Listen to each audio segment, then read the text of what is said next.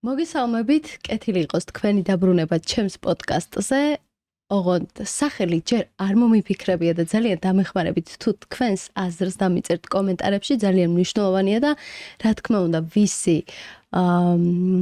სახელიც, მოფიქრებული სახელიც მომეწონება, იმ სახელს აუცილებლად დავარქვევ და სავარაუდოდ სიმბოლურად პრიზსაც გადავცემ ამ ადამიანს.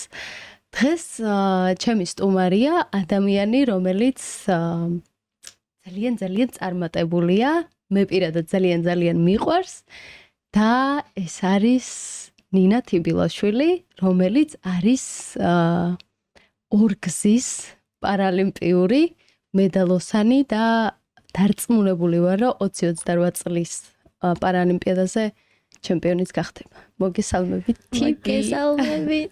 კეთილი იყოს შენი მობრძანება ჩემს პოდკასტზე. და ყველას ვეუბნები, უბრალოდ ისეთი ადამიანები ავირჩიე, ვისაც კაი ფეხი აქვს და ვიცი, რომ შენც კარგი ფეხი გაქვს მათ შორის და ძალიან მიხარია შენი ჩემთან მოსვლა. მეც ისე მიხარია, რომ მომწერი ისე გამიხარ და შენ იცი, ჩემი დამოკიდებულება შენთან და რა ურთიერთობაც გვაქვს, მაგრამ ეს კიდე სხვა რაღაც არის და ძალიან მიხარია, რომ ეს ყველაფერი წამოიწყე და ძალიან ახლოს გააცნობ ადამიანებს, ძალიან საინტერესო ადამიანებს და მათ ისტორიებს და ძალიან მაგარი გოგო ხარ ყველა მხრივ. ძალიან დიდი მადლობა, მინდა აქაც აღნიშნო ის ფაქტი, აქაც არ ვიცი ოღონდ რატო, მაგრამ აი ესე უბრალოდ აღმოვაჩინე, რომ ვარ პირველი შეშმოპირი იუთუბერი, რომელმაც დაიწყო ესე ფართოდ იუთუბი და ძალიან მინდა რომ ეს სფერო განვითარდეს და შეზღუდული შესაძლებლობების მქონე პირები იყვნენ ჩვეულებრივად ადაპტირებული ხალხთან, მაყურებელთან და ზოგადად საზოგადოებაში და იმისთვის რომ ჩემი პოდკასტები გაგრძელდეს, ჯერ არ მყავს სპონსორი. და თუ თქვენ გექნებათ სურვილი, აღწერაში დავდებ ჩემ ანგარიშის ნომერს და თუ სურვილი გექნებათ რომ ნახოთ შემდეგი ეპიზოდი, რომელსაც გადავიღებთ, შეგიძლიათ თქვენი სურვილით დაგვეხმაროთ ან ამოანათებს QR კოდი, რომელიც უფრო ესთეტიურიაო, ესე მითხრეს. მოდი გადავიდეთ თიბისთან და ვკითხოთ ეხა პირველი კითხვა, როგორი იყო ბოლო შენი შეჯიბრი? მოდი აქედან დავიწყოთ, იმიტომ რომ ეს ყველაზე ცხელი თემაა და ვინც არ იცით, გეტყვით რომ ჩამოვიდნენ თავისი პერსონალური ვერცხლის მედლით ჩამოვიდა, ხოლო გუნდური პირველი ადგილი მოიპოვეს, რაც ძალიან დასაფასებელი და საამაყოა. კი, და ასევე გვანცამ ბრინჯაოს მედალი. 3 მედლით დავბრუნდით სულ ცოტა ხნის წინ, რამოდენიმე დღის წინ საქართველოში და აი ძალიან გახარებულები ვართ, იმიტომ რომ ეს იყო 2026 წელს პირველი შეჯიბრი და აი პირველი სტარტი ყოველთვის მნიშვნელოვანია ხოლმე და ძალიან მიხარია რომ და განსაკუთრებით გუნდურში ეს კიდე უკვე უფრო სხვა და რაღაცა სამი ძალა ერთად იბრძვის და ამ დროს ძალიან მიხარია ხოლმე, როდესაც კარგი შედეგით ბრუნდებით. მე არ შემელია არ ავღნიშნო თქვენი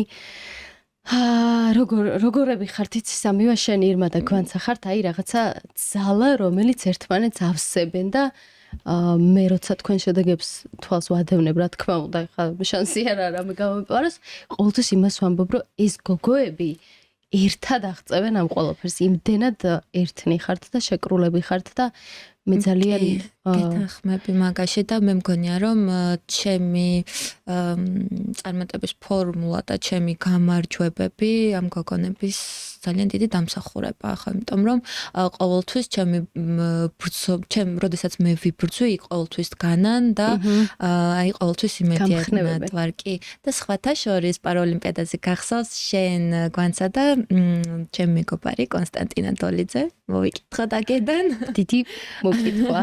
თქვენ სამნი იდექით ზუსტად ჩემს მოპირდაპირე მხარეს და მახსოვს როგორ მგულშემატკივრობდით და მეც და გახსოვს ის ბრძოლა, როდესაც 14-12-ს ვაგებდი და აუცილებლად უნდა მეთქვა აქ, იმიტომ რომ ჩემს ცხოვრებაში ყველაზე ემოციური პერიოდი იყო და ეხაც ემოციურია რა, რომ ვიხსენებ. ჩემთვის აი მაშინ თქვენ იყავით და ნუ დანარჩენებიც ვინც იქ დარბაზში იმყოფებოდნენ და მგულშემატკივრობდნენ, მაგრამ თქვენ უშუალოდ გხედავდით და აი შემოგხედეთ და ეს იყო ძალიან დიდი ძალა და мотиваცია, რომ აი ძალიან მინდოდა რომ ეს ბრძოლა მოგებით დამესრულებინა და ასეც მოხდა. მე მინდა რომ მოვყვე ეგ რა, იმიტომ რომ ეგ მომენტი ჩემს ცხოვრებაში ყველაზე ამაღელვებადი დაუსრულებელი.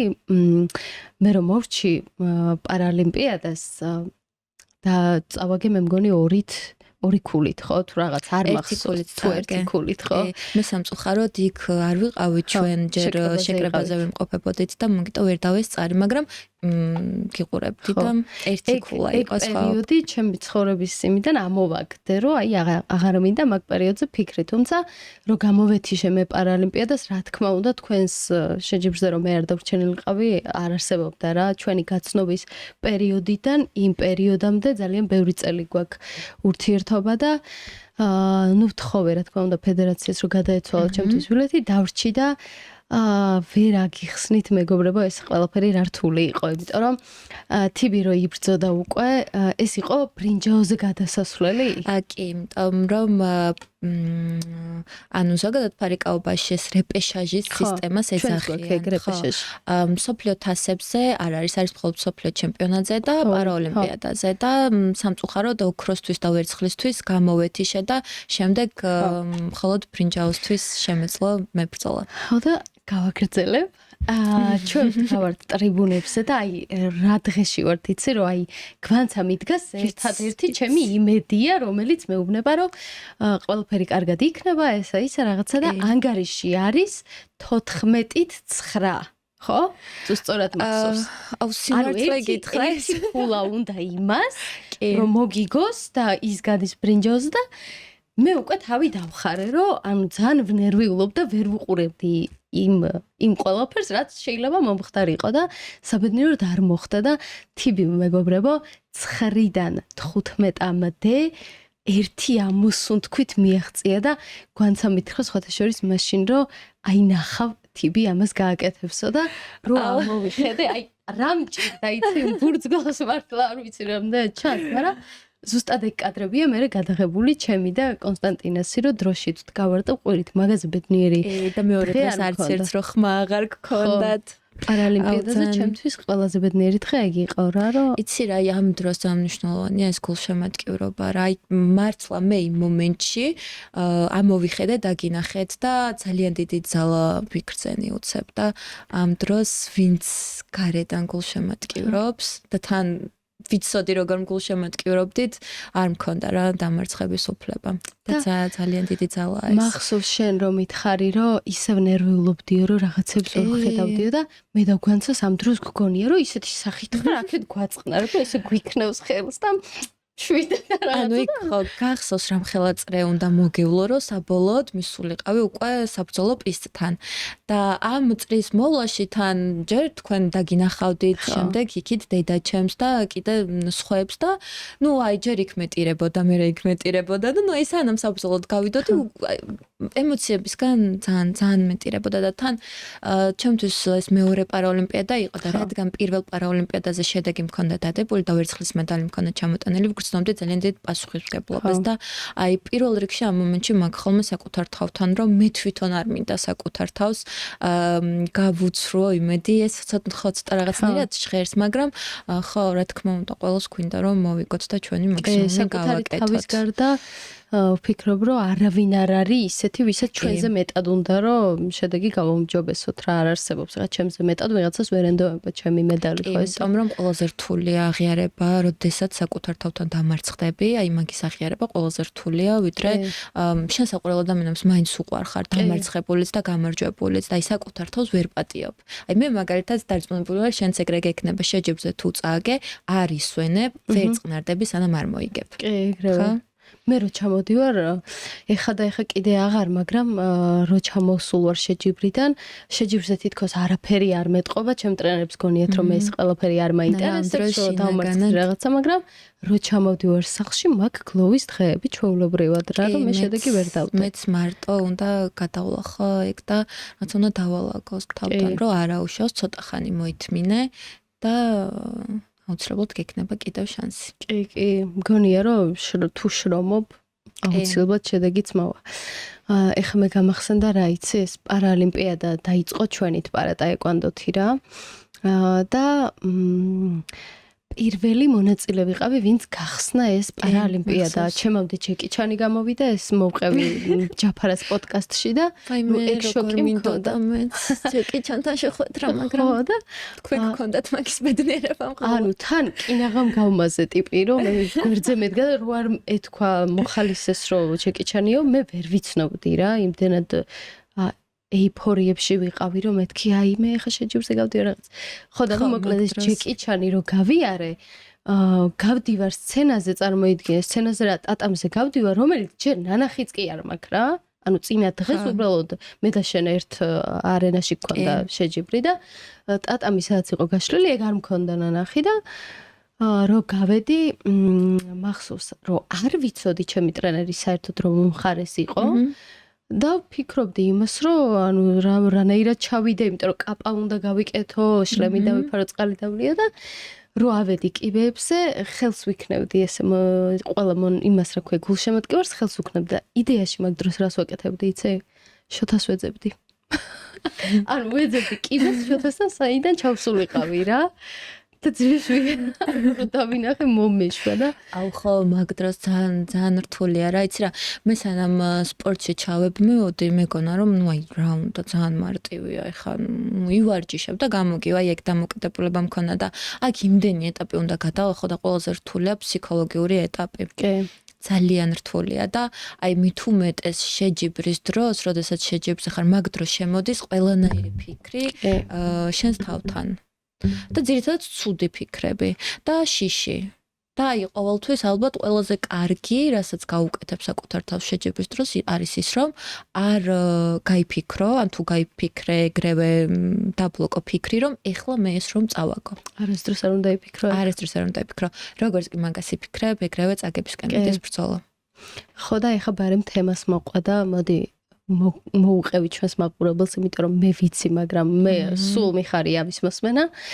როგორ მოხვედი საერთოდ ფარიკაობაში და როგორ დაიწყო შენი პარაფარიკაობის ცხოვრება? მოკლედ, აი მოკლედ უნდა ჩავატიოს დიდი ისტორია. მე ზოგადად დაბადებიდან მაქვს განუვითარებელი ბარძაყი და ნუ დაბადებიდან ასე მოვდივარ. და ყოველთვის მქონდა აზრი, რომ სპორტში არასდროს არ ვიქნებოდი.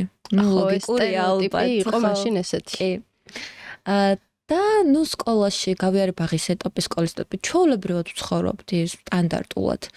და ერთ დღესაც მაშინ სკოლას ვამთავრებდი უკვე, მე 12 კლასში ვიყავი, ჩემ სკოლასთან შემომჩნია ჩემმა მწვრთნელმა, რომელმაც ეგრევე ხელი მომკიდა და წამიყვანა ფარიკაობაზე და დამაყენა ამ გზაზე და ამისთვის მართლა ძალიან დიდი მადლობა, იმიტომ რომ ჩემთვის გაიხსნა სრულიად ახალი კარის ძალიან მაგარი კარები და ეს არ არის მხოლოდ წარმატების მხრივ და ეს არ არის მხოლოდ სპორტის მხრივ. მე იმდენად კარგი ადამიანები გავიცანი ამის შემდეგ და ისე შემეცვალა რაღაც დამოკიდებულებები და თუნდაც საკუთარ თავში რაღაც კომპლექსები, რომელიც მეგონა რომ არ მქონდა და თურმე მქონდა. დღეს ჩემთვის ყველაფერი არის ძალიან მარტივი. ფაქტი რომ ვიღაც თუ მიმახულებდა ყურადღებას ჩემს ფიზიკურ მდგომარეობაზე, მაღიზიანებდა და მაბრაზებდა, დღეს ამას ვუყურებ, რომ ამ ადამიანს აქვს ინტერესი ამ ყველაფრის მიმართ და ჩემი ისტორია, ჩემი გამოცდილება მას დაეხმარება რაღაცაში. დღეს თავს აღვიქვამ, რომ შემიძლია ვიყო მაგალითი, კარგი მაგალითი. და ეს ძალიან საამაყოა ნამდვილად რა. და ამის გარდა არ მეგონა თუ ასეთი ძლიერი აღმოჩნდებოდი რაღაც საკითხი ბრძოლის უნარიანი მართლა არ მეგონა და ყოველთვის მეგონა რომ ნუ ესე დაკომპლექსებული არ ვყოფილვარ არასდროს, მაგრამ აი ეხლა ხვდები რომ მაინც ყოველთვის სპორტამდე, ყოველთვის ვამჯობინებდი რომ ჩრდილქვეშ ყოფილიყავი და ისე მივყოლოდი ცხოვრების გზას, ხო. და დღეს არა, ან მინდა მაქსიმალური გავაკეთო და მინდა რომ აი უფრო და უფრო ფართოდ გავხსნა კარები, რომელიც ბევრს გონია რომ დაკეტილია. კი, ძალიან სასიამოვნოა, როცა ადამიანი თავის შესაძლებლობებს სწორად იყენებს და ეს არ არის ის სახში ჯდომა და რაღაც. კარგი, რა მაინტერესებს იცი, აი ბავშვობაში შედაიბადე ანომალია გაქვს ბარძაყზე და მიხვედი აი რა პერიოდიდან მე მგონი ეს ჩემი ტრადიციული კითხვა გახდება, რომ აი რა პერიოდიდან გახსენდება შენი თავი. აი როგორი იყო თუნდაც პირველი დღე ბაღში, რომ ყველა ბავშვი, ნუ ყველა რა, უმრავლესობა ბავშვი თუ იყო ჩვეულებრივად ორი ფეხით აი შენ რას გრძნობდი მაგ დროს და რას ფიქრობდი? თუ ეს შენთვის ჩვეულებრივი ამბავი იყო. აი დამოკიდებულებაც მაინტერესებს როგორი იყო. იცი რა, მე ყველა გადაცემაში ყოველთვის ხას ვუსვამ ჩემი მშობლების სიძლიერეს და აქაც პირველი მინდა ეგ ავღნიშნო, რომ ხო სანამ მე ამ ყველაფერს გავიაზრებდი, ამ ყველაფერზე ჩემო მშობლებმა იფიქრეს და ჩემამდე ძალიან ჯანსაღად მოიტანეს ეს ინფორმაცია. აქ არ ყოფილა ის, რომ მე რაღაც დაიმალოთ, რომ ხო აი შენ ჩვეულებრივი ხარ, ანუ ვიცოდი რომ მე სხვანაირი ფიზიკური მდგომარეობა მქონდა და ისინი ამის გააზრებაში და აღქმაში დამეხმარნენ რომ ეს ყველაფერი სწორად შემეფასებინა. შესაბამისად მე არ მქონია მომენტი რომ ამ ყველაფერს დავეკომპლექსებინე და შემდეგ უკვე რა თქმა უნდა შემდეგი წრე მეგობრები როგორ მიუდგებიან ამ ყველაფერს და მე ძალიან გამემართლა ოჯახშიც და მეგობრებშიც და ხო ამ დროს ძალიან რთული ხა მარტო აი ფიქრო რომ არაფერი არ არის, არა ამ დროს გეხმარებიან სხვა ადამიანები და სხვა ადამიანების დამოკიდებულება. რა თქმა უნდა ვერ ვიტყვი რომ ანუ ყოველთვის ძალიან კარგად იყო ყველაფერი და რაღაცა ფიქრები არ გამირბოდა რა თქმა უნდა და დღემდეც მეფიქრება რაღაცეებზე მიუხედავად იმისა რომ დღეს ძალიან ვამაყობ საკუთარი თავით მაინც მოდის რაღაც ფიქრები ხანდახან გინდა რაღაც სხვანაირად ეს ალბათ ბუნებრივია არ ვიცი შენ თუ გაქვს მე ვერ ვიტყოდი იცი აი მე პირიქით რომ ყოველთვის მადლიერი ვარ რომ ანუ მე ვიცი რომ ეხა შენ სხვა კონტექსტში მეკითხები მაგრამ მე ეგ პირიქით მაქვს იმიტომ რომ მე ჩემი თავი მახსოვს და მე ჩემი თავი ვიცი ეხა მე რომ მახსოვს ჩემი თავი მე არ მინდა რომ ისლიკუნა იყოს დღეს მე ჩემი ეს ვერსია უფრო მომწონს და ამიტომ არ მქონია ეგ მომენტი რა ეგ მეც მაქვს აი მე განვარცოდე ეს კიდე და ბაღის მომენტი სიმართლე გითხრა მე არ მახსოვს, მაგრამ ჩემი ბაღის მეგობრს რომელთანაც დღემდე მეგობრობ ბარბარეს ძალიან კარგად ახსოვს 2 წელი ბარბარეს და ბავშვს 2 წელნახევრს ვიყავი, როდესაც დედაჩემმა მიმოყვანა ბაღში და ბარბარეს ახსოვს მომენტი, როდესაც ბავშვების წრეზე მე awიღე სკამი, დავდგი ზუსტად შუაში და თვითონ ბავშვი შევხედე თვალებში. არ ვიცი ეს რა ნაბიჯი იყო, არ ვიცი. ალბათ მაინტერესებდა მათი დამოკიდებულება. თუ არ ვიცი, რატო გავაკეთე ეს. მე თვითონ არ მახსოვს, მაგრამ ბარბარეს კარგად ახსოვს ეს. და ძალიან დამეხმარა, იცი რა, სიმარტივე. აი ძალიან რთულად არ ვუყურებდი რაღაცებს. ყველაზე მნიშვნელოვანი ეგ არის. ყოველთვის ცხოვრებაში მაქვს მომენტი, რომ არა უშავს მე რა, შემდეგ არა უშავს რა შემდეგ და აი ყოველთვის რთულ მომენტებში ვფიქრობ და ბავშვობიდან ასე ვიყავი, რომ რა შეიძლება, აი ახლაც ცუდ სიტუაციაში ვარ, მაგრამ პირველი მოდის ფიქრი, რა შეიძლება გავაკეთო იმისთვის, რომ აქედან კარგ მდგომარეობაში გადავიდე. კი, სწორია, ანუ თავარია საკუთარი შეხედულება და სხვათა შორის ახლა შენაც თქვი რომ ეს ბაღში დადგის შუაში მე ამას აუცილებლად კითხავდი ფსიქოლოგს რომ აი რისი ნიშანია ეს რაღაცა აზრი მაინტერესებს ფსიქოლოგის მხრიდან რა შეიძლება ნიშნავდეს რა მეც გამბედავინაბიჯია სხვათა შორის იმიტომ რომ მე ვიყავი ბავშვი რომელიც სკოლაში თუ გაკვეთილი ვიცოდი მე ხარ გამოვირჩეოდი ხუთიანებით ნუ მაშინ ხუთიანები და ოთხიანები იყო მაგრამ არ გამოვირჩეოდი კაი ნიშნებით ვსწავლობდი ერთადერთი ინგლისურს და რუსულს ძალიან მაგრად რა და თუ რაღაცა ძალიან კარგად ვიცოდი ხელის აწევა მიტყდებოდა თუ რაღაც ეგეთი რა აი ეგ მქონდა და შენ ეგ არ გქონია ანუ მაგას მივხვდი რა გამბედავი ყოფილიყარ ხო არა კი გამბედავი ვიყავი სულ არა ცოტა მორცხვიც ვიყავი რაღაცა ხო მაგრამ რთულია მაგრამ ბაღის ჯგუფში მინიმუმ 15 ბავშვი ხო არის ხო და 15 ბავშვის წინაშე დადგა სკამის შუაში და თითოეულს ჩახედო თვალებში ეს არის ძალიან თან მაშინ ჯერ პირველი პროტეზი არ მქონდა ისე მიმიყვანა დედაჩემმა ბაღში ანუ იცი როგორ მქონდა მარცხენა ფეხი მქონდა მოკლე ხო ძალიან მაგარია ეს ამბავი მართლა არ ვიცოდი ანუ რა კრკრაცებს ვიგებ აქ შოქში ვარ ხო ეხლა მე პირველი ჩვენი შეხვედრა უნდა მოვყვე, იმიტომ რომ აუ ხო. ამ ამბავს ყველას ხო ვუყვებით და ზოგადად ჩემი და შენი შეხვედრა ყველას თავის ტკივილია, იმიტომ რომ მე და შენ არ ვჩუმდებით რა.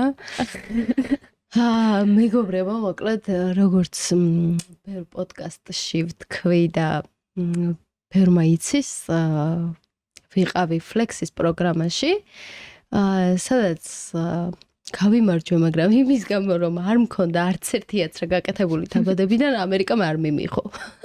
და ჩემზე პასუხისმგებლობა არა იყო რა. სხვათა შორის ეგ მე წინა პოდკასტიდან გავიგე, რომ აცრების გამო ვერცხვედი. ხო. გამოითხოვეს ჩემი ცნობა იქიდან, სადაც დავიბადე, ანუ ჯანმრთელობის ცნობა დაბადებიდან სჭირდებათ და მივიტანე და ესე მითხრეს, რომ სამწუხაროდ თქვენ კი გაიმარჯვეთ, მაგრამ ვერ წახვალთ, იმიტომ რომ არ გაქვთ აცრები გაკეთებულიო და მე ვერ მივიღე ეს ამერიკული სწავლა განათლება და ვერ გავცვალე ამერიკასთან კულტურა.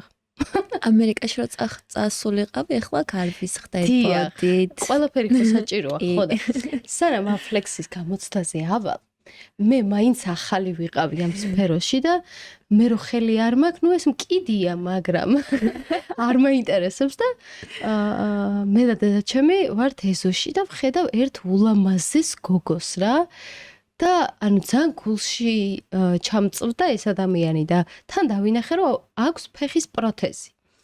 და ანუ აი მოვიხიბლე როგორ იცი რომ მეთქი დენახე რა ლამაზია აი დედაჩემი დამეთანხმება რომ ტვინი წავუყედე დიკოს და ნახე რა ლამაზია ეს რაღაცა და ნუ კაი ავედით გამოცდაზე და ვსივარ სადღაც წინ არ ვიცი მაგრამ ისე აღმოჩნდა რომ შენ ჩემს უკან იჯექი და რამოდენიმე წუთში ერთი ადამიანი იძახის მე პასტა არ მაქვს და გავიხედე მეთქი ვინ არის და ой საოცრება ეს ლამაზი ადამიანი რა იქ გამიყო ჩვენი გზები გავუღიმეთ ერთმანეთს და ესე დამთავრდა ჩვენი ურთიერთობა და წლების შემდეგ მე გიორგი წასიძეს ვუთხარი რომ მეთქი ერთი ულამაზესი გოგო ვიცი მეთქი ფეხის პროთეზი ქონდა თქო და პირდაპირ მითხრა ნინა თიბილაშვილიო და მაჩვენა და მეთქი ხო ეს არის მოიცა მე ჩემი მხრიდან უნდა გავაკეთო ჩართვა ამ დროს მეც ნუ ეზოში ვდგარ და რა თქმა უნდა მეც შევამჩნია ეს მეორე ულამაზესი გოგო და მეც ანალოგიურად იგივე დამოკიდებულებით და მე უბრალოდ თან ძალიან ნერვიულობდი, იმიტომ რომ მე გერმანულს ვსწავლობდი სკოლაში და ეს ინგლისური ძალიან მოკლე დროში მოახერხე და აი გამოცდაზე ეგრევე გავედი და ძალიან ნერვიულობდი, მაგრამ აი ანუ შენ რო დაგინახე, ეს ხაც შორს იქაც ძალიან იმედიანად ვიყავი შენი განახვის მერე როგორც პარაოლიმპიადაზე. მეც ეგრევე ვიყავი. შენ ხარ ჩემ ცხოვრების თილისმა მე მგონი. ვაუ. ესეთი კომპლიმენტი არ მიმიღია, მაგრამ მეც ჩემთვის იყავი უდიდესი იმედი, რომ დაგინახე მეთქი ანუ აი ხო არის რომ ადამიანი პირველი შემოგხედავს პროთეზზე და გული წყდება რომ აი ფეხის პროთეზი ხო რა პირიქით აი ძალიან დიდი ენერგია ვიგრძენი შენგან აღვრთოვანდი რომ მეთქი რა ლამაზია ღმერთო მეც ანალოგიურად და მე უკვე მახსოვს ჩვენი მეორე შეხვედრა პარაცენტრთან ხო მანდაც ძალიან ისე გქონდა რომ აი მეთქი შენ ხარ ხო ის გოგო რაღაცა ანუ ძალიან ბევრი წელი გვაქვს და მე უკვე ძალიან ეგრევე დავახლოვდით და მე თითქმის ყველა ეტაპზე თითქმის კი არა ყველა ეტაპზე და მით უმეტეს სპორტულ ყველა ეტაპზე ერთმანეთის გვერდით ვარ კი და ძალიან ბედნიერი ვარ და ვამაყობ რომ შენერი ადამიანი მყავს მართლა მე თითოეულით ვამაყობ მაგრამ რჩეულები მყავს რა და შენ ხარ ერთ-ერთი რჩეული ჩემი. გადავიდეთ შემდეგ შეკითხვაზე და მაინტერესებს ყველაზე რთული პერიოდი შენ ცხოვრებაში თუ გახსენდება ესე რაღაცა კონკრეტულად. კი. ცოტა არ ვსაუბრობ ხოლმე ამ თემაზე, მაგრამ იცი რა გონი უნდა ვისაუბრო, იმიტომ რომ ეს ჩემი გამოცდილებაც და ჩემი ოჯახის გამოცდილებაც სხვებს დაეხმარებათ. ყველაზე რთული პერიოდი იყო დედაჩემის ამბავი. სიმსივნე ქონდა დედაჩემს, დაამარცხა, ახლა კარგად არის, თუმცა ორჯერ ქონდა და ეგ პერიოდი იყო ძალიან რთული. პირველი იყო 2020 წელს დაიწყო. მაშინ შეჯიბრზე ვიყავი. მახსოვს ეგ პერიოდი ძალიან ცუდად. ხა, მაშინ შეჯიბრზე ვიყავი და ოჯახმა გადაწყვიტა რომ არ ვენერვულებინათ, არაფერი არ მითხრეს და უკვე დიდი ხნით ვიყავი მანამდე შეკრებაზე და შემდეგ შეჯიბრზე და როდესაც საქართველოში დავბრუნდი, კარები გამიღო დედაჩემმა, რომელსაც თმა უკვე აღარ ჰქონდა. მაგრამ იცი რა, ამ დროს ძალიან რთული პერიოდი იყო. მაგრამ ძალიან ძლიერი პერიოდიც იყო ჩემთვის. იმიტომ რომ მაშინ არა მარტო მე, აი ოჯახი ძალიან შევიკარით და მე ერთი და მყავს და ერთი ძმა და აი არც ერთი აი ამ დროს არ მოვეშვით პირიქით და თითოეული ჩვენგანი არც ერთი არ ვანახებდით ერთმანეთს რომ ცრემლებს არ ვანახებდით ერთმანეთს. დანებების უფლება არც ერთს არ გქონდათ. კი. და აი ამან ძალიან გაგვაძლიერა და მე უკვე ხო დედას ეს ყველაფერი ძალიან დაეხმარა და ღმერთის წყალობით დღეს ძალიან მიყვარს. ძალიან მიყვარს დედა შენი და ძალიან დიდი სიყვარულით მოვიკითხავ ლიკას აქედან და მინდა რომ სულ ჯამრთელი იყოს და ბედნიერი და ვიცი რომ ძალიან ბედნიერია რომ შენ ყავხარ და შენი და-ძმა და ამას დიდი ბედნიერება არ არსებობს. მაინტერესებს რა იყო შენი პირველი ფიქრი, როცა ნახე უკვე თმის გარეშე, როგორც აღნიშნე, რომ კარი გამიღო, უკვე თმა არ ქონდა. მაგ დროს უკვე მივხვდი, შემდეგ რა თქმა უნდა დავსვი კითხვები, გავიგე ინფორმაცია და იცი რა, ამ მომენტში ადამიანს ორნაირი რაღაც ემართება. არიან ადამიანები, რომლებიც უფრო მშვიდად არიან, როდესაც დაწვრილებით არიციან ყველაფერი და ცოტა განზეთ განან, გვერდით უდგანან, მაგრამ ანუ ინფორმაციულად არ უნდათ რომ მიიღოთ. მე პირიქით დეტალებში მინდა და ყველაფერი გამეგო და ყველა ეტაპი მცოდნოდა და დედასთან ერთად გავიარეთ მე და ჩემო ოჯახმა ყველაფერი და იყო მომენტები, როდესაც ანუ თვითონ აღარ შეეძლო და ძალიან რთულ მდგომარეობაში იყო ფსიქოლოგიურად, მაგრამ აი მაშინ იმას ვიაზრებდი, რომ აი აქ უკვე მე და ჩემი ოჯახი არ უნდა დავეცეთ და პირიქით ძალიან ძლიერად უნდა დავუდგეთ, რომ ის იყოს კარგად და მოვახერხეთ. ეს იყო ჩემს ცხოვრებაში ყველაზე რთული ეტაპი, იმიტომ რომ როდესაც შენ გეხება რაღაც, ხო, პირადად. პასუხისმგებლობა შენზეა, ხო?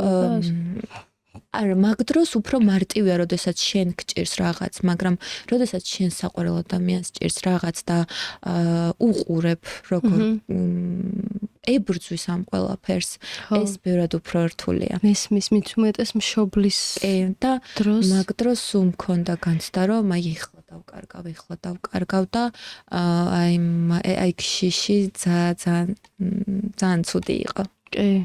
მაგრამ როდესაც ყველაფერი მთავრდება, მაგრამ სხვადასხვა აი თავიდან როდესაც გავიგე, უფრო მძაფრი რეაქცია მქონდა, იმიტომ რომ მეგონა რომ ეს იყო განაჩენი, მაგრამ პროცესის პერიოდში, როდესაც კურნალობას გადიხარ, ხვდები რომ ისეთი რთული არ არის და ეს ნამდვილად არ არის განაჩენი, აუცილებლად და თუ უფალი გაძლევს იმის საშუალებას, რომ ხარ იმ დონემდე, რომ შენ შეგიძლია იბრძოლო, ბოლომდე უნდა იბრძოლო და ჩვენ მაყურებელს სჭირდება აუცილებლად შეიძლება გვიყურებდეს მსგავსი ონკოპაციენტი და ხო, უნდა იბრძოლოს აუცილებლად, იმიტომ რომ სიცოცხლეზე ძვირფასი არაფერი არაა. საკუთარი გამოცდილებითაც მაგას ვიტყვი, რომ ხერო თენდება. არ ვიცი დაიჯერებს თუ არა მაყურებელი, მაგრამ რამოდენიმე დღის უკან როცა ჯერ კიდე თბილოდა, სხვით გადავდიოდი მარკეტილისკენ და მზე რომ ანათებდა თვალებში, კინაღა ვიტირე, რომ აი ბედნიერებისგან მეტირებოდა, რომ მეთქი რა მაგარია სიცოცხლე რა. ამიტომ არავის არ აქვს ეგ შეგრძნება ძალიან ხშირად. დანებების უფლება არც ერთ ადამიანს არ აქვს რა. ძალიან მიყვარს ლიკა და ძალიან მიხარია, რომ ეხლა ძალიან კარგადაა, იმიტომ რომ მე მახსოვს, რომ ერთი პერიოდი რო ჩაამთავრა, მე შენ მითხარი, რომ მეტასტაზებია მოდებულია კიდეო. ზუსტად პირველად როდესაც მორჩა მკურნალობას, შემთხვევით სხვა ადგილასაც იყო. რასაც თავის დროზე არ მიაქციეს ყურადღება და აი როგორც კი მკურნალობას მორჩა და ნუ აი ქალმა მოისუნთქა და ძალიან ბედნიერი იყო, ზუსტად იმ მომენტში უთხრეს, რომ იცი რა, შენ სხვა ადგილასაც გაქვს და ყველაფერი ისევ ახლიდან უნდა გაიარო.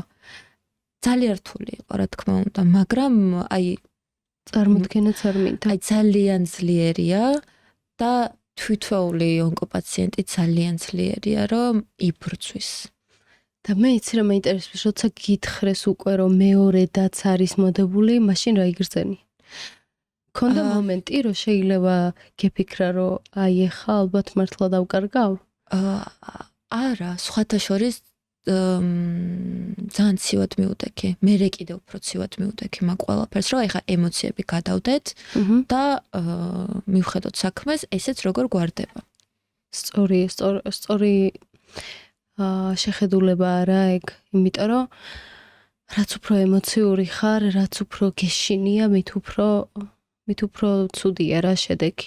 იმიტომ რომ მე მახსოვს როცა აი გადმოვარდი ხო, მაგ პერიოდში აი 100%-ით ვიყავი დარწმუნებული რომ გადავრჩებოდი. 1%-იც არ დამიშვია ფაქტი იმისა, რომ მე წერილს წერდი და მივდიოდი რა. და მე შენს დედიკოსთან ერთად ჩაწერილ პოდკასტს ვუყურე, აღფრთოვანებული ვარ და აი რა მაგარია რომ წარმოიდგინე იმის მხრიდან მოყოლილი ამბავი როგორ ნერვიულობდნენ შე როგორ მიიღებდი ამ ყველაფერს და რამხელა რაღაც გაუკეთე მათ რომ შენ ეს ყველაფერი ძალიან მაგრად მიიღე. კი, მე სიცოცხლე გადავაფასე ხვდები, მაგიტომ ამბობ რომ ყველაზე მნიშვნელოვანია სიცოცხლე და გადავაფასე სიცოცხლე ახალი ფურცლიდან დავიწყე ცხოვრება და რომ დავდექი ფეხზე და ყველაფერი რომ თავიდან ვისწავლე, ვის უნდა გასცე პასუხი, ვის არ უნდა გასცე, ვის გაუყადრო თავი, ვის არა და რაღაც ბევრი ვერ იღებს ამას, იცი? ხო. და მეუბნებიან რომ შენ ცოტა თავში აგივარდაო რა. რა მაგ თავში ასავარდნი ელემენტარული YouTube-ზე სპონსორიც კი არ ვიყავ. დარწმუნებული ვარ რომ გამოჩნდებიან და უნდა გამოჩნდნენ, იმიტომ რომ უკვე ძალიან საინტერესო სტუმრები ყავდა. ძალიან საინტერესო თემები და ეს თემები შეიძლება ადამიანმა რაღაცა ყოველდღიურ პრობლემებთან ისეთ პარალელები გაავლოს, რომ აი ძალიან დაეხმაროს რა ადამიანებს, იმიტომ რომ მე მუდმივად მინდა ხოლმე გავიგო ძლიერი ადამიანის მაგალითები და მეც აი სამოტივაციო სპიჩები ყოველთვის მაინტერესებდა და ზუსტად ეს იყო. ძალიან მეხმარება მე ყველაფერი და ძალიან საინტერესოა ჩემთვის და ეს მიზანი მაქვს და მაყურებელს კიდევ ერთხელ შევახსენებ, რომ თუ გინდათ რომ ხარი დამიჭიროთ, ჩემს QR კოდს დაასკანერებთ და მარტივად შეგიძლიათ. ოღონდ კიდევ ერთხელ ვუსვამ ხაზს, რომ თუ სურვილი გაქვთ, იმიტომ რომ მე არ მინდა რაღაცა ძალიან ცუდად გამომივიდეს და ვიღაცა ვალდებული გავხადო ამ ყველაფერში. ამიტომ თქვენს სურვილზე ყველაფერი დამოკიდებული. ეხა მინდა კითხვა დაგისვა, მე დარწმუნებული ვარ, რომ შენ გვანცა და ირმა როცა და არ დაგვავიწყდეს ჩვენი აჩიკო, რომელიც ძალიან მიყვარს და უსომოდ დიდ პატივს ვცემ, თქვენი 4-ეული არის ჩემთვის ყველაზე აი სამხიარულო ამბავი რა, იმიტომ რომ თქვენთან ერთად როცა ვარ, არ არსებობს რომ ერთი წამით მაინც მოვიწყინო რა. და მე დარწმუნებული ვარ, რომ თქვენ როცა ან შეკრებაზე მიდიხართ, ან შეჯიბრზე, ძალიან ბედნიერები ხართ. მეც მქონია ესეთი პერიოდი. და მოდი კიდევ ვახსენოთ, ჩვენ ყავს კიდე ექიმი შორენა ქალდანი და მოდი ვახსენოთ ჩვენი ჯერ ახლოს არ ვიცნობ. ჩვენი შოთა მასი, რომელიც ეხლა უკვე ჩვენ ოფიციალურად გვამზადებს ფიზიკურად და რომელთანაც მიმიყვანე შენ. შოთა არის ჩემი აღმოჩენა. კი, ღმერთმა გამომიგზავნა რა. და შენ გამიზიარე ეს შენი აღმოჩენა. ხო, იმიტომ რომ მე როცა კარგ ადამიანს ვყვავილობ და ზოგადად როდესაც კარგ რაღაცას მივაგნებ ხოლმე, არ შემიძლია რომ მარტო ჩემთვის დავიტოვო, მართლა გულწრფელად გეუბნები, როდესაც რაღაცა კარგ ამბავს ვიგებ, აუცილებლად ყველა იმ კარგი ადამიანისთვის მემეტება, ვინც ჩემ გარშემო არის რა და შოთა ზუსტად ეს იყო. ჩემი აღმოჩენა, რომელიც ღმერთმა გამომიგზავნა და თვითონ მასწავლა ის, რომ შენ შეიძლება ძალიან ბევრ ადამიანს გაუკეთო სიკეთე, მან ვერ დაგინახოს, მაგრამ უფალი ხედავს და პატარ-პატარა საჩუქრებად გიგზავნისო და მივხვდი, რომ ის ადამიანი ჩემთვის იყო ღმერთისგან საჩუქარი რა. კი. იმიტომ რომ აი მაგან მომამზადა ფსიქოლოგიურად ძალიან. ერთი ფიზიკურად მოგამზადოს და მეორე ფსიქოლოგიურად და თან დიდი მადლობა რომ მეც გამიზიარე ეს ყველაფერი და მიხარია რომ ესე ვართ.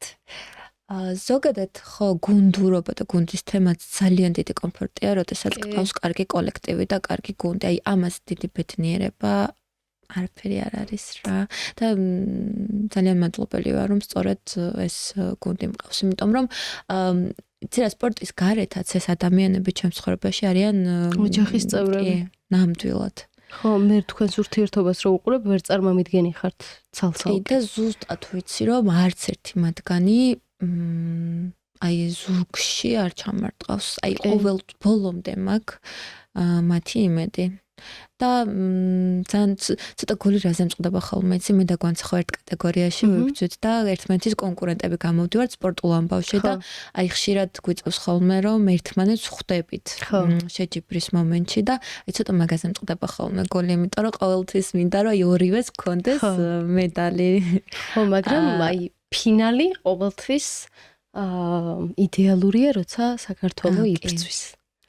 თან ჩვენ საქართველოში შეჯიბრი ახლა არ გვაქვს არც ერთ პარაათლეტ საქართველოს არ გვაქვს. ეხლა ფინალი მოგვიწია და 14-14-მდე მივიდა და მე ხო, ანუ რთულია რა.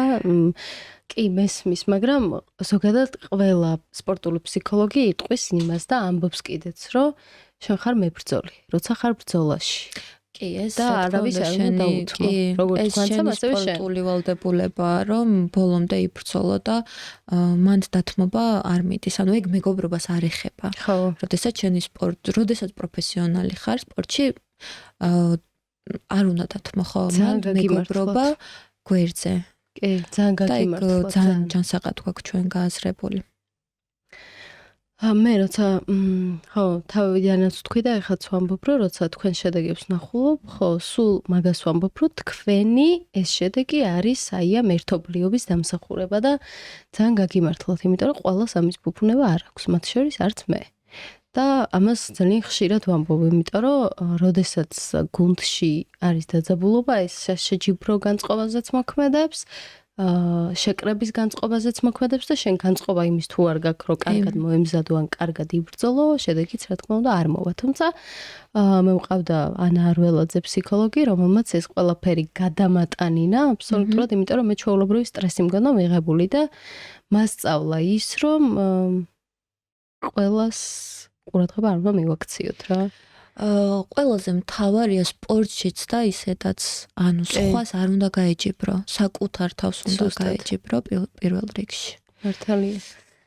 და მე მაქვს რა, ხო ხვდები, რომ ვერ გავეჯიბრები ვერც საკუთარ თავს და ვერც სხვას, იმიტომ რომ მე რო შენ კარგი გულით გიდგები, მინდა რომ შენ კარგი გულით მომიდგე და აი ამ ერთმანეთში ურთიერთობის გაცვლით მივიღებთ ჯანსაღ ურთიერთობას და როცა მე შენ კარგი გულით გიდგები და შენ მეჯიბრები, იქ მთავრდება რა.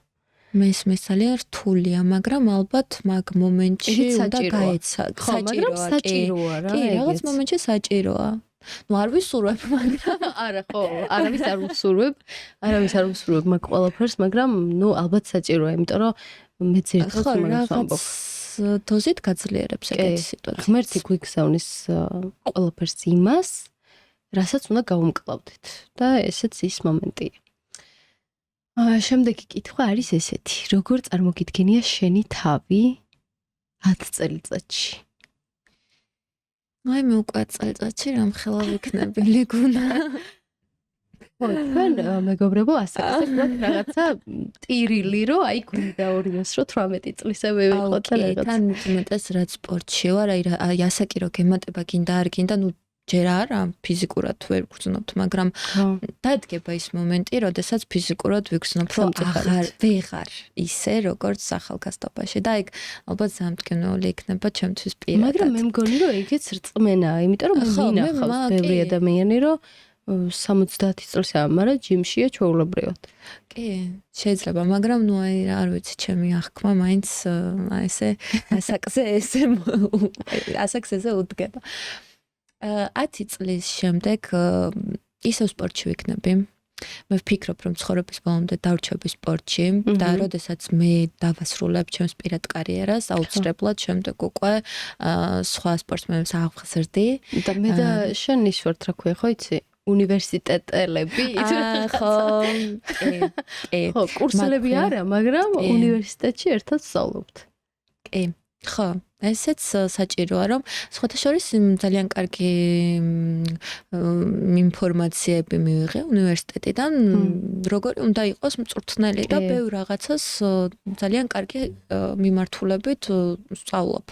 და მართლა საინტერესოა.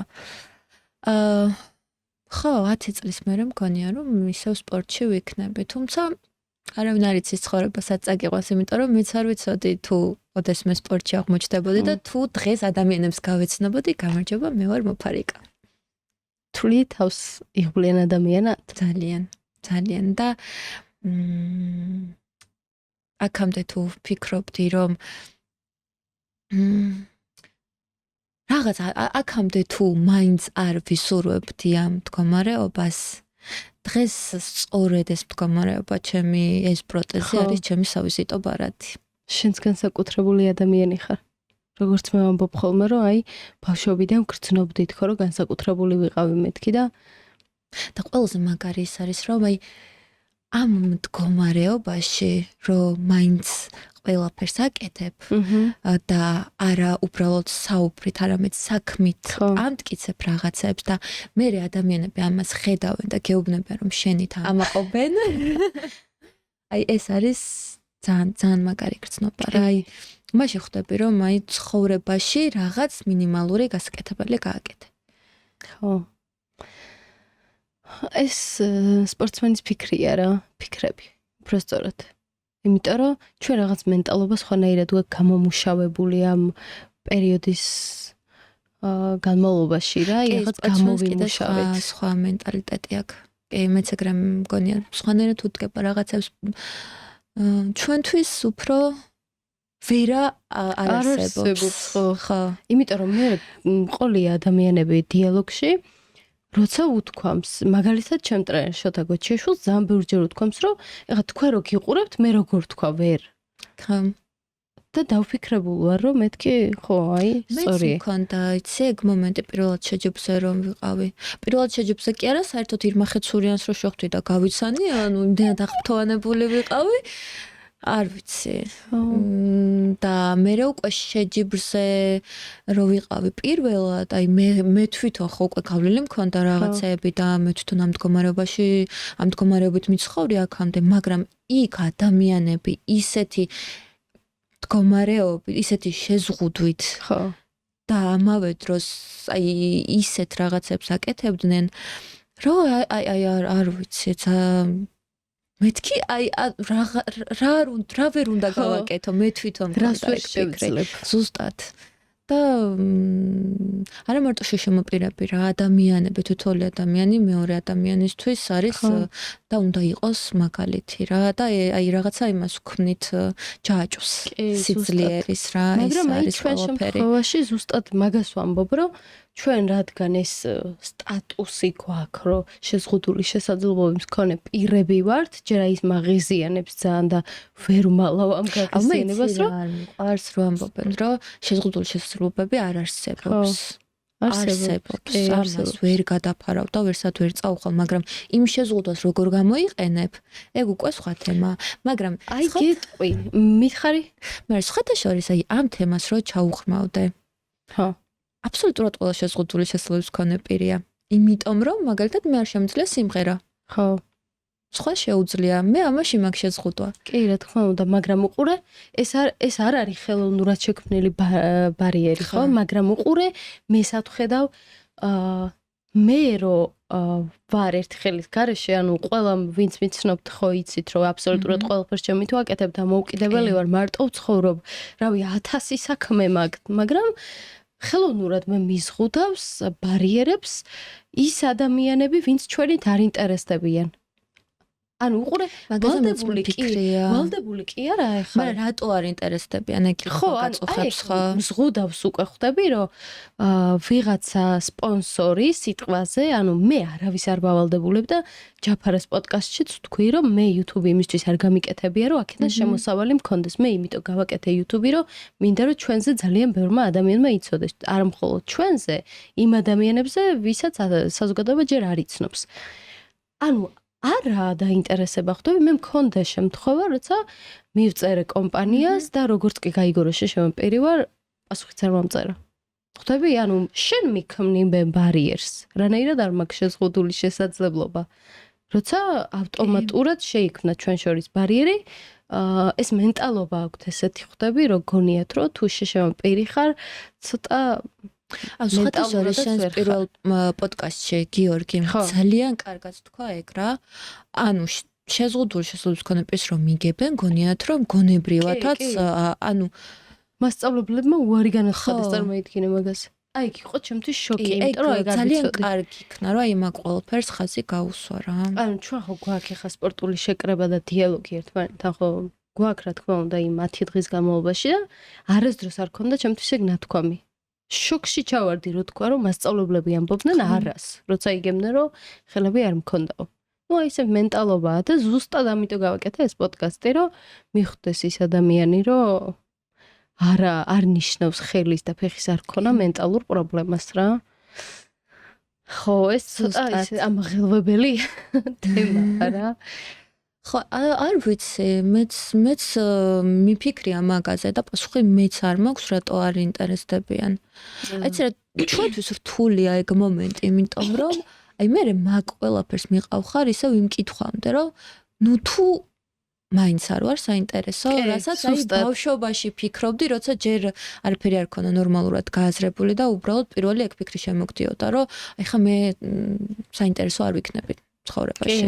და ხო, აი ჩვენთვის მაგ მხრივ არის ეს რაღაცა ცოტა მტკივნეული და დანებების მომენტი და ფიქრი გაქვს, რომ აი ხوار დავნებდე, იმიტომ რომ არ აინტერესებდა რაღაც, მაგრამ არაფერსაც არ ვაპირებ რომ დავნებდე.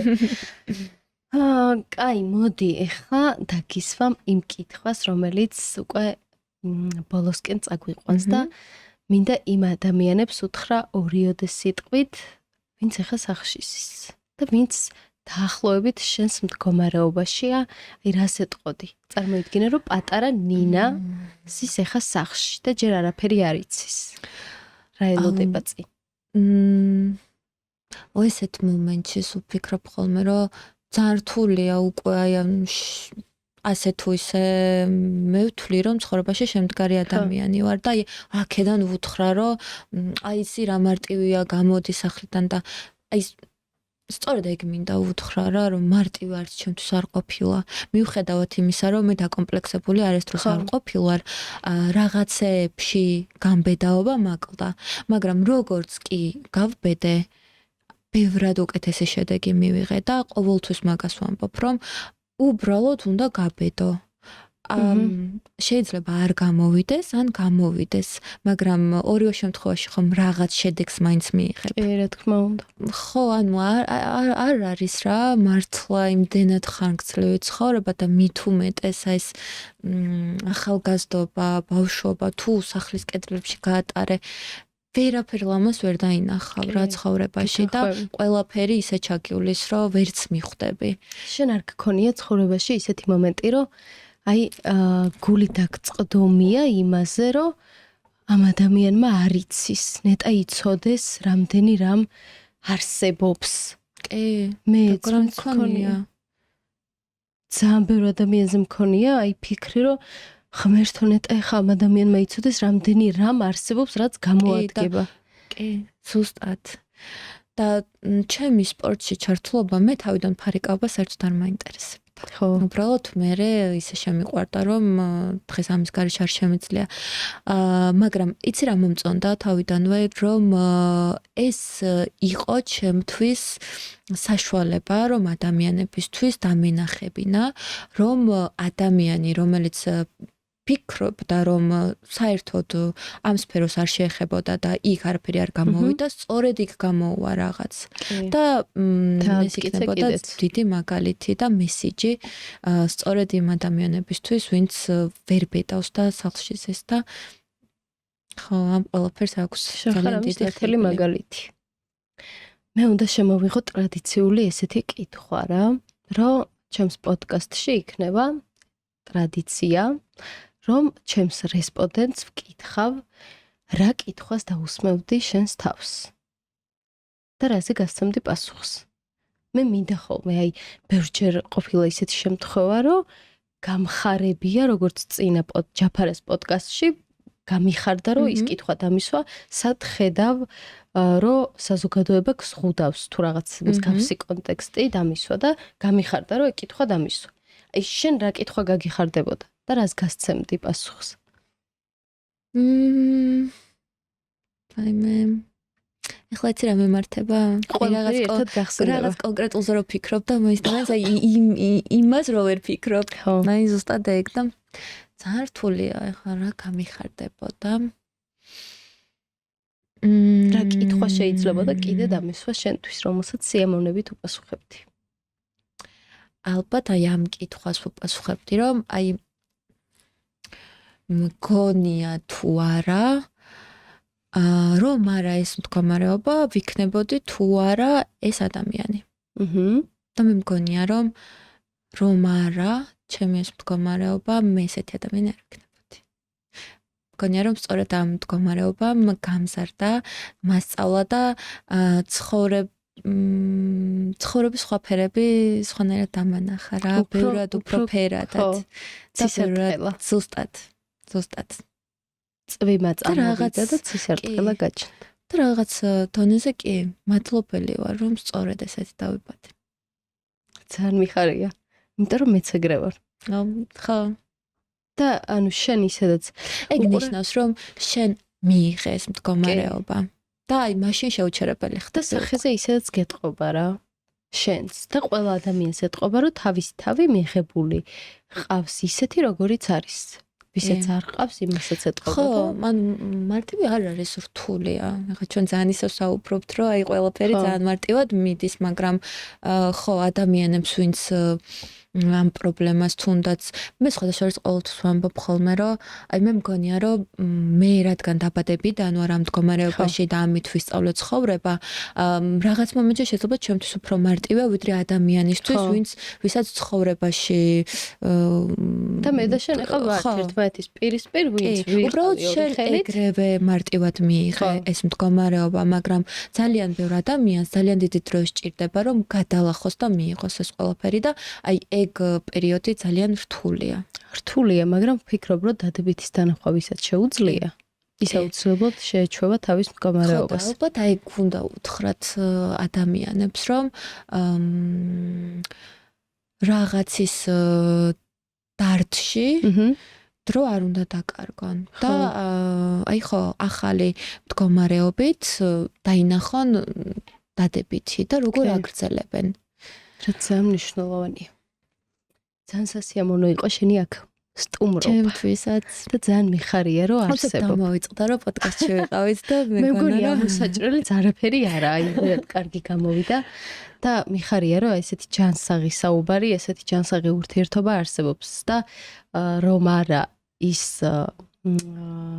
როგორ თქვა, ის სპორტი და ის მიმართულებები, რაც ჩვენ გვაერთიანებს, ჩვენ ესე ერთნი არ ვიქნებოდით და მადლობა ყველას იმისთვის, რომ ერთმანეთი ესე გაგვაცნო და გაგვაერთიანა რა. კი. და ერთობლივად ვამბობთ ერთ დიდ სიტყვას. კი. რა ძალიან მნიშვნელოვანია. რაც დაეხმარება, კი. იმედი მაქვს, რომ დაეხმარება და იმ ადამიანებს, ვინც ახლა სახლში ზიხართ, რაღაცაში დაგეხმარათ ეს პოდკასტი. თუ არ დაგეზარებათ, გამოიწერეთ ჩემი YouTube არხი. აუცილებლად გამოიწერეთ.